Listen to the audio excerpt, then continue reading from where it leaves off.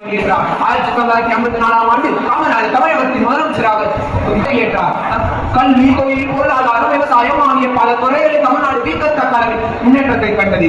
கரிய செய்பவர்கள் பெரியவர்கள் என்பதை மாற்றும் வண்ணம் காமராஜர் பல நலத்திட்டங்களை கொண்டு வந்தார். கிராமங்களில் உட்பள்ளிகளை கொண்டு வந்தார். அப்போது பள்ளிக்கு செல்லாமல் மாடு மேய்த்துக் கொண்டிருந்த சிறுவனை கண்ட காமராஜர் ஏன் பள்ளிக்கு செல்லவில்லை என்று கேட்டார். அவனோ பள்ளிக்கு சென்றால் வயிற்றுக்கு என்ன செய்வது, மாடு மேய்த்தாதான் சாப்பாடு என்று கூறியதவரை வருத்தத்தில் ஆழ்த்தியது. எனவே எல்லா பள்ளிகளிலும் மத்திய மத திட்டத்தை கொண்டு வந்தார். ஏழை மாணவர்களுக்கும் பணக்கார மாணவர்களுக்கும் வேறுபாடு இருக்கக்கூடாது என்பதற்காக சிறுவடை திட்டத்தை கொண்டு வந்தார். SSLC வகுப்பு துறையில் கல்வி இலவசமாயிற்று. காமராஜர் ஆட்சியில் இருந்த 9 ஆண்டுகளும் பொற்காலமாகும். காமராஜர் ஆட்சியில் கல்வி பொது உடைமை ஆயிற்று.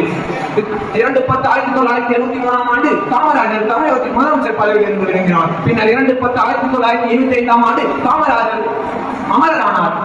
கிண்டியில் காந்தி மண்டபத்தின் பக்கத்தில் காமராஜரின் மணிமண்டபம் எழுப்பப்பட்டது. இப்படி காலமேலை காமராஜருக்கு பாரத ரத்னா விருது தந்து இந்திய அரசு பெருமைப்படுத்தியது.